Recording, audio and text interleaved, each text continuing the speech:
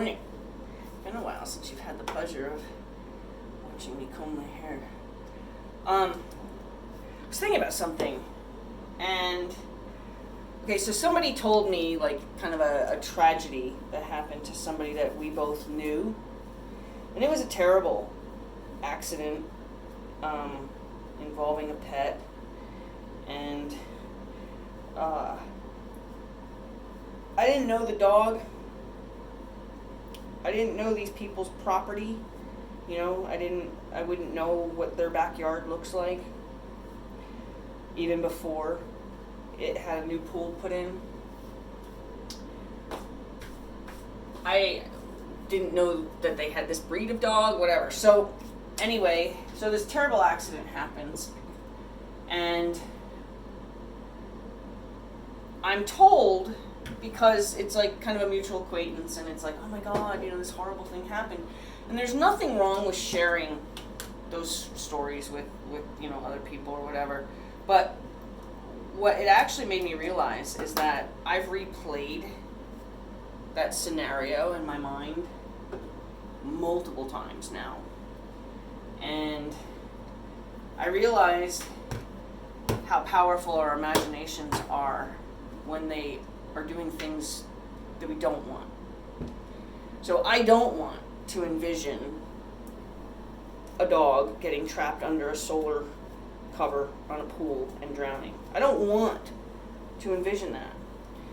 But I've been able to imagine a dog I've never seen before, been able to imagine what would cause the dog to end up in the pool, been able to imagine the dog struggling under the solar panel. I've been able to imagine even the wideness of its eyes in that moment of panic. Why is it our brains, or why is it that we're convinced that we cannot imagine good things? Why is it that we can't seem to think that we can imagine our lives better than they are, or imagine our lives in a different position than they are, when we can so easily imagine something 100%, like I said, never seen the dog before, never seen these people's backyard before, never seen this pool before, and yet I can see this accident. My brain invented all the details. Something I only heard about. So how do we convince ourselves that we can only hear about our perfect future and allow our brains to invent the details of our perfect future? Being able to, like when I was in New York and we were still in the process of, I guess, where you can still not get the place, you know what I mean? Like we were at that stage. And I remember standing in my stalls, cleaning my stalls in New York, and I remember saying to myself, there's going to be a time where you're not standing here, but you're standing in one of those stalls. And even though I didn't have great memory, detailed memory of like the dimensions of the stall, what it would feel like to be standing in the stall, I certainly didn't know what it would look like to see shavings in the stall, or to have, a pitchfork in my hand and all that.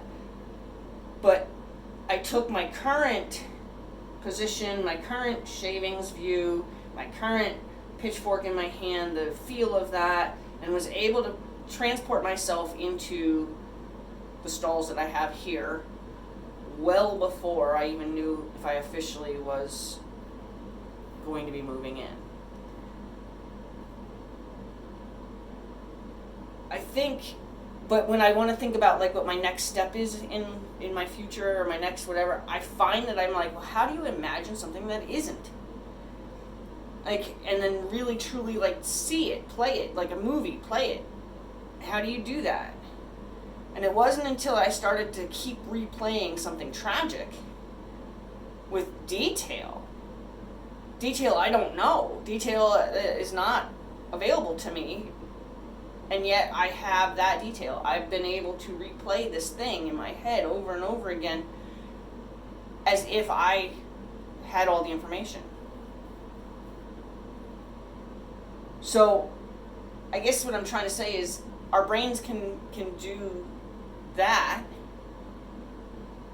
we just have to find a way to tell our future story to ourselves and then allow our brains to create that movie and then replay that movie and adjust parts of that movie. Like, I adjusted parts of how the dog would have ended up in the pool. Did it follow a frog that jumped in? Did it just think it could get a drink? Did it actually think it could go swim? So I kind of went through all of those potentials and saw all those potentials happen. I know it's a horrible story to share, and it was shared with me, which then left me in this repetitive repeat story in my mind that keeps evolving even. But what I wanted to point out is that horrible story that I lack all the details to has not only repeated in my mind over and over again, but it's evolved in my mind. The different potential scenarios have come into play. So how do we train our brains to do that exact same process with something positive, something that we still know no details about, still know nothing about how it can happen? How do we tell our brains how to replay, how to create, evolve, and replay that movie? Just curious if anybody has any experiences like that.